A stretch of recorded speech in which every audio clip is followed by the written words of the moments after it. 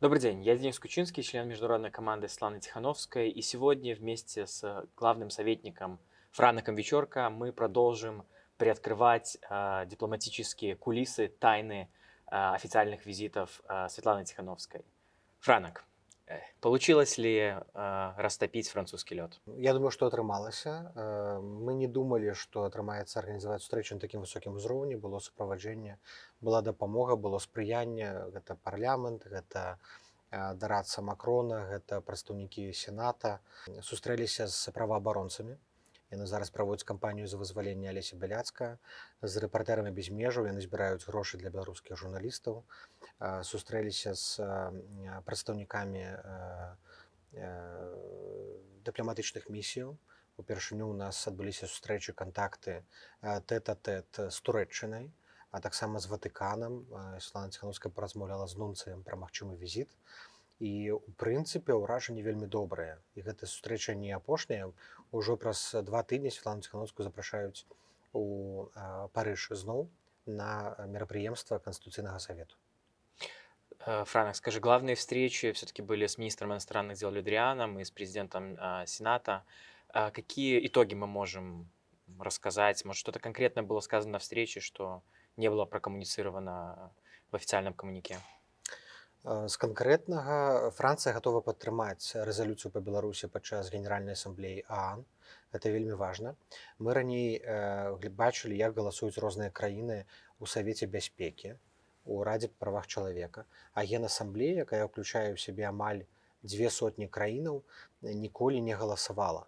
Зараз распрацоўвае некалькі краінаў, там Румынія, Харватыя, Славенія, адмысловы дакумент, каб даць ацэнку рэжыму Лукашэнкі. Калі гэты дакумент пройдзе абмеркаванне і будзе пастаўлены на галасаванне, мы паглядзім, як галасуе не толькі Еўрасаюз, як галасуе Індыя, як галасуе Аўстралія, як галасуе Бангладэш, як галасуе Мексіка і Аргентына. І тады мы зможам атрымаць больш-менш зразумелы зрэз, хто падтрымлівае Беларусь у нашым змаганні за свабоду. Гаворка ішла пра стыпендыі для студэнтаў. Францыя ўжо зараз заключила дамову з Варшаўскім універсітэтам, каб адкрыць адмысловую праграму для беларусаў. Таксама яны пераносяць франка-беларускі цэнтр у Вільню, дзе будуць адмысловыя праграмы для франкафонных студэнтаў, для моладзі. І вельмі важна, каб рэпрэсаваныя студэнты атрымалі магчымасць вучыцца. Францыя паабяцала падымаць пытанне Беларусі ў Еўрапейскім Саюзе. Мы гаварылі пра саміт Вялікай дваццаткі, гаварылі пра Савет па правах чалавека. І я думаю, што міністр Ле Дрыян вельмі шчыра ангажаваны. Ён вельмі зацікаўлены ў тым, каб дапамагчы. Проста было нават бачна, як Святлана сядзіць, ён сядзіць, наколькі вось гэтая іскра, гэтая эмоцыя, яна відавочная. Я не ведаю, ці раней Францыя была так ангажаваная у пытанні ўсходняй Еўропы, як цяпер. Расскажи про саму встречу. Она же проходила с переводчиком, очень так выверено, с максимальным протоколом. Ну, ўсё было прыгожа, так. Французы ж прыдумалі пратакол, і таму ўсе пратакольныя моманты былі захаваныя. Святлана заходзіць у гэты палац, безумоўна, яе падвозіць адмысловая машына. Чалавек з пратакола сустракае на прыступках, праводзіць у бок кабінета ці там зале Ле Дрыяна. Это его официальный, это его кабинет. Это офіцыйны, это ягоны кабінет. Это его асабісты кабінет. Ён адмыслова пабудаваны як МЗС, наколькі я разумею, гэтае памяшканне. Адзінае міністэрства Францыі пабудаванае. Там сустракае Святлану Ціхановскую яшчэ да міністра сустракае кот. Это той самы кот, якога міністр прывёў з сабой у МЗС. Ёсць такая традыцыя, што кожны прэзідэнт ці кожны міністр сваю хатнюю жывёлу прывозіць у рэзідэнцыю ці ў міністэрства. У прэзідэнта это звычайна сабака, якую яму дораць. У прэзідэнта Оланда гэта сабака, якога мы таксама сустрэлі, лабрадор. А тут кот. Ну, звычайны кот. Просто, я б сказаў, беларускі, просто французскі кот. Мне мясцовы пратакол расказваў, што часам ён заходзіць на сустрэчы, праходзіць проста па сталу, падыходзіць да міністра і сыходзіць.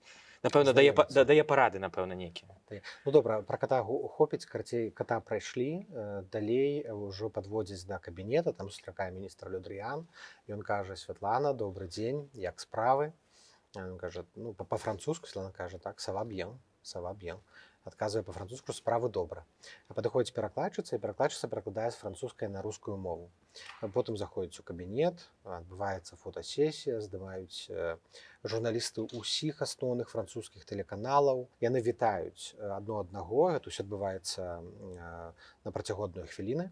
Потым журналісту міністр кажа: ўсё, сыходзьце, нам жа зараз трэба пагаварыць, таму што калі вы не сыдзеце, размова не пачнецца. Ён такое Он сказаў. так и сказал, да. Так і сказаў. Ну і журналісты ўсе выходзяць, і потым кажуць: ну ўсё, цяпер мы можам пагаварыць, Святлана. Ну і пачынаецца гэтая размова. Ён у курсе ўсяго. Ён ведае, што адбываецца з судамі, ён у курсе калеснікавай знака, ён у курсе апошніх прысудаў, ён у курсе крызісу па мігрантах. Настолькі інфармаваны, дасведчаны. Ну, гэта была толковая, змястоўная, практычная сустрэча. Не знаю, как тебе, мне еще очень запомнилось своей теплотой и, с другой стороны, такой богатой на инсайты встреча с Сергеем Гуриевым. Сергей Гурыеў сустрэў Святлану у Сіанс-По. Гэта інстытут палітычных навук Парыжа. Гэта адна з самых аўтарытэтных навучальных установаў Еўропы. Ёсць лонданская школа эканомікі, ёсць Сіанс-По. І Святлана Ціхановская выступила там з лекцыі на 500 студэнтаў. Усе гэтыя студэнты праз некалькі гадоў стануць міністрамі, прэзідэнтамі, уплывовымі людзьмі, раз'едуцца па ўсім свеце. І ў гэтай лекцыі Святлана Ціхановская закрыла пытанні эканомікі, пытанні рэформаў, пытанні будучыні Беларусі, што будзе з Лукашэнкам пасля пераменаў. Яе спыталіся таксама, куды Святлана Ціхановская, першая краіна, Першая столица, куды яна паехала б, калі стане афіцыйна прэзідэнтам. Яна сказала: я паехала б у Вільню. У зале быў таксама Сергей Гурыеў і сказаў, што гэта вельмі цёплы прыём, што рэдка такое бывае. І тое, што Святлану Ціхановскую прымаюць як з інаўгурацыйнай прамовай, на пачатку года універсітэт запрашае выбітных спікераў. Гэта нобелеўскія лаўрэаты, прэзідэнты, прэм'еры, даць лекцыю студэнтам. Так вось, гэта лекцыя была, уступная лекцыя універсітэцкага навучальнага году. Ну і ён сустрэў, і асноўная ідэя ў Гурыева была такая, што трэба візуалізаваць будучыню Беларусі, трэба паказваць, што будзе пасля Лукашэнкі. Вось Еўракамісія прапановвае $3 мільярды, трэба патлумачыць, куды гэтыя грошы пойдуць, якія дарогі будуць пабудаваныя, што адрэстаўраваныя, як рэформы будуць праведзеныя. Таму што людзям трэба, калі яны бачаць проста нейкую вялікую лічбу, яна нічого не гаворыць. А калі яны разумеюць, што за гэтыя грошы можна адрэстаўраваць там тут замак, тут арганізаваць пенсійную сістэму, тут дапамагчы беларускім пенсіянерам, моладзі ці там беларускі універсітэт рэфармаваць, тады гэта набывае практычнае вымярэнне. И Сергей говорил, что этот всеобъемлющий план – это беспрецедентная вообще история. Таму што звычайна міжнародныя структуры не працуюць з тымі, хто не пры ўладзе. Так, Святлана Ціхановская перамагла на выбарах, мы гэта ведаем, але паколькі яна не ўступіла ў пасаду, не стала фармальна прэзідэнтам, звычайна банкі міжнародныя, Еўрапейскі банк рэканструкцыі і развіцця, Еўракамісія не сустракаліся б. Але яны ўсе працуюць з офісам Святланы Ціхановскай, прымаюць яе як прэзідэнты. Ён кажа, што гэта унікальна. У свеце такога няма. Ну і вось была цэлая гадзіна, а можа быць і больш, такой шчырай размовы, і Сергей Гурыеў даў вельмі шмат карысных парадаў і па рэформах. Ён ужо працуе актыўна з камандай Алеся Ляхновіча, ён удзельнічаў у беларуска-расейскім эканамічным форуме, які таксама адбыўся падчас візіту ў Францыю, і Святлана выступала там дыстанцыйна. Ну, мне кажется, Сергей восхищен Светланой Георгиевной, как тебе кажется? Я скажу, 99% людзей, з кімі Святлана Ціхановская сустракаецца, яны сапраўды захопленыя. Таму што яны перад сабой бачаць абсалютна іншы тып чалавека, палітыка, якога не сустрэнеш у звычайным жыцці. Святлана Ціхановская кажа, спыталіся студэнты, як яна сябе акрэслівае як палітыка, яна кажа: я сябе называю інтуітыўным палітыкам, інтуітыўным. І ўсе адразу прыняліся запісваць інтуітыўны палітык. Вось, і будуць зараз пісаць навуковыя працы на тэму інтуітыўнай палітыкі. Бо яна кажа: я ж сама не вучылася, досведу у мяне палітычнага няма, такого, я проста нешта вывучаю на практыцы, мае настаўнікі гэта прэм'еры і прэзідэнты, а нешта інтуіцыйна раблю. І гэта інтуіцыйнасць вельмі моцна яе ўзмацняе. Так, і мне нават здавалася, што ўсе хочуць ёй спадабацца падчас гэтай сустрэчы, калі мы там сустракаліся з парламентам, было такое адчуванне, што гэта не яна прыехала расказваць пра сітуацыю, гэта яны прыйшлі да Святланы расказваць, што яны робяць для Беларусі, што яны хочуць зрабіць яшчэ Ну и что больш. меня удивило, на всех встречах, что мы были, была очень высокая подготовка. То есть все политики приходили с пониманием того, что происходит в Беларуси, проблем, ситуации. Сделали домашнюю работу. Ну, вось, напрыклад, у Сенаце была сустрэча з прэзідэнтам Сенату, і ён прывёз з сабой сяброў групы беларуска-французскага сяброўства. Ёсць такая група, якая працавала шмат гадоў з лукашэнкаўскім парламентам. Зараз это лукашэнкаўскі парламент, яны кажуць, ужо год не адказвае на мэйлы, напэўна, ім не да гэтага, яны ўжо там у бункеры сядзяць у катакомбах. І мы ім прапанавалі, так можа быць, калі ваша група зараз не працуе з лукашэнкаўскім парламентам, можа быць, пара перарабіць фармат гэтай групы, і хай бы гэтая група займалася, што парламент Францыі можа зрабіць супольна з офісам Святланы Ціханаўскай каардынацыйнай радай. Можа быць, мы можам памяняць зараз трошкі канцэпт самой працы. Таму што ў кожным парламенце ў Еўропе, амаль у кожным, ужо ёсць дэпутаты, якія падтрымліваюць Беларусі, ёсць групы сяброўства з Беларусю, свабоднай Беларусі. Давайце ў Францыі памяняем фармат. Што вам з Лукашэнкам гэтым важдацца? Ён ужо ў мінулым, так давайте ўжо працаваць з будучыняй. На іншую тэму, ось Святлана Ціханаўская заходзіць у старшыня Канстытуцыйнага савету. Лоран Фабіус, былы прэм'ер-міністр Францыі, прымае Святлану Ціханаўскую рэальна як прэзідэнта, так?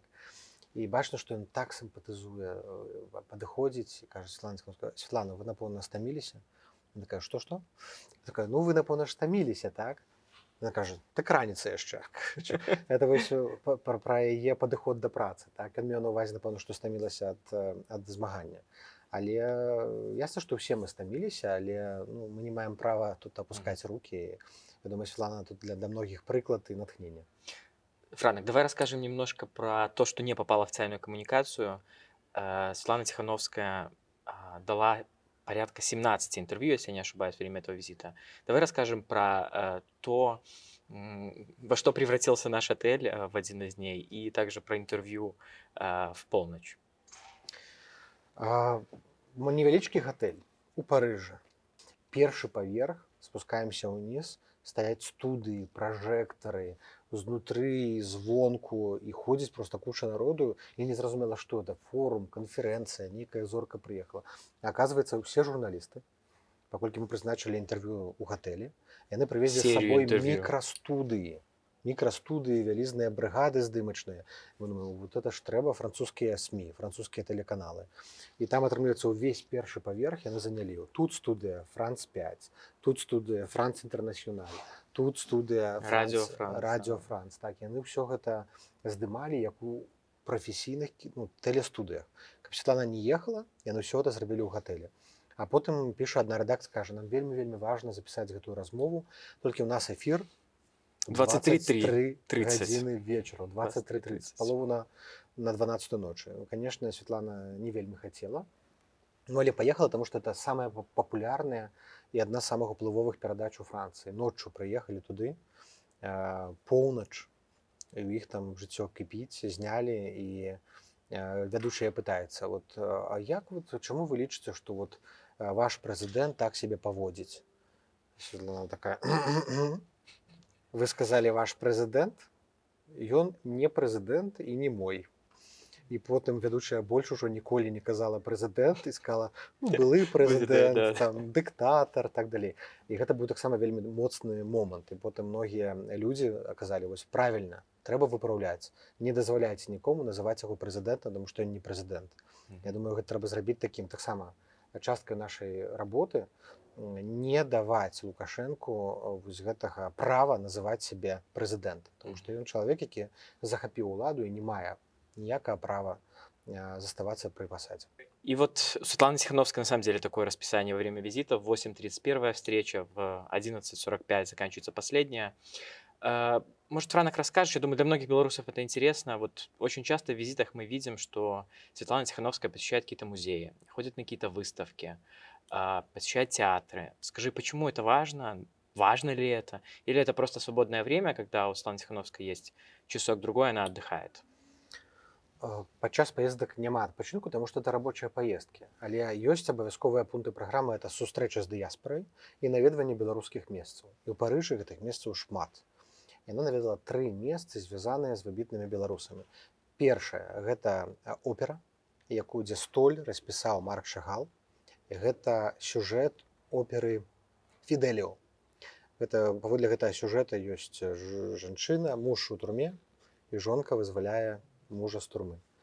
І на гэтым малюнку можна пабачыць кафедральны Собор у сабор у Віцебску. Віцебску. У фантастычных Антуражы антуражы гэты, оперы французскай, Пера Гарнье, да. частачку Беларусі можна пабачыць і адчуць. Другое, выстава Суціна, Хаіма Суціна, які нарадзіўся ў Беларусі, у Смілавічах. Смілавічах, які марыў трапіць у Парыж, і ён рэалізаваўся ў Францыі, не ў Беларусі. Таксама прыклад беларускага эмігранта, які не здолеў адкрыць свой талент на радзіме. І там у Парыжы адбываецца вялізная выстава яго карціны, знакамітая Ева, якую падтрымаў Віктор Бабарыка, калі яны арганізавалі выставу ў Мінску. Яна таксама належыць ягонаму пяру. І яны ўсклалі кветкі з літоўскім польскім паслом да помніку Адаму Міцкевічу, які аб'яднаў таксама нашыя народы і шмат пісаў, як кажуць, беларускі пісьменнік, які пісаў па-польску пра Літву, але ўсё гэта адна зямля была той час. І таксама гэта той чалавек, які аб'ядноўвае, як і многія іншыя нашыя 3 народы. Визит начался с посещения выставки белорусских фотожурналистов. Можешь рассказать про это? Калі хтосьці з вас будзе ў бліжэйшы час у Парыжы, у адным з раёнаў вісяць вялізныя постары з беларускіх пратэстаў. Там можна пабачыць і як разганяюць амонаўцы, і нашых мужных жанчын, і музыкаў, якія граюць на трубах. Многія з іх ужо ў турмах, на жаль, сядзяць. Гэта польскі інстытут у Парыжы, літоўская амбасада разам з мэрыяй Парыжа арганізавалі выставу. Фоткі да гэтай выставы падрыхтавалі 3 беларускія фотографкі. На жаль, яны не хочуць, напэўна, каб іх называлі. 2 из них могут называться. 2 з іх могуць, так. Виолетта Савчица. Это Виолетта Савчица і Ольга Шукайла. І гэтая выстава, яна сабрала розных вядомых выбітных парыжанаў, і яна такім чынам расказвае гісторыю Беларусі. І калі Святлана прыехала ў Парыж, першая яна паехала на гэтую выставу. Выстава сапраўды ўражвае, таму што праз год ужо выціраюцца гэтыя ўспаміны, але калі ты зноў бачыш фатаграфіі, то па-новаму гэта перажываеш. А другое важнае, што наведала, гэта яна сустрэлася з праваабаронцамі, з міжнароднай федэрацыяй правоў чалавека, дзе віцэ-прэзідэнтам Валентин Стэфанович. І адно з пытанняў, якое яны паднялі, гэта умовы прызнання палітвязнямі. Это усе задавалі пытанне, чаму мы гаворым пра 650 палітвязняў, калі рэальна ў турмах 1000. Яны казалі, што ёсць патрабаванні Рады Еўропы. Патрабаванні, паводле якіх прызнаюць палітвязнямі таго ці іншага чалавека. І калі няма згоды сям'і, няма згоды гэтага чалавека, калі мы маем мала інфармацыі пра гэтага чалавека, яны не могуць прызнаць яго палітвязнямі. Многія з людзей, якія сядзяць зараз у турмах, яны не хочуць, каб іх прызнавалі палітвязнямі. Таму мы вырашылі казаць так, што афіцыйна прызнана палітвязнямі 650+, а неафіцыйна 1000. Але ўсе гэтыя людзі павінны мець права на абарону і павінны быць вызваленыя без ніякіх умоваў. І мы з праваабаронцамі думалі таксама пра нейкую кампанію за іх вызвалення, не толькі лісты пісаць, але таксама і кампанію ціска на рэжым с патрабаваннем вызвалення. Франк, почему не произошло встречи с президентом Макроном? Не было запланавана сустрэча з прэзідэнтам Макронам. Год назад Святлана ўжо сустракалася з ім. Была сустрэча з дарадцам Макрона Изабель Дюмон. І абмяркоўвалі ў том ліку і сустрэчу, і абмяркоўвалі канферэнцыю высокага ўзроўню, каб Францыя далучылася, ёсць цікавасць. Я думаю, што ўжо ў бліжэйшыя месяцы мы сфармулюем дакладна дату, час, фармат гэтай канферэнцыі. Ёсць жаданне дапамагаць. Была сустрэча з мэрам, з мэркай, прэзідэнткай горада Парыжа. Яна сказала, што ў нас тут вашыя хлопцы і дзяўчаты кожны тыдзень акцыі робяць.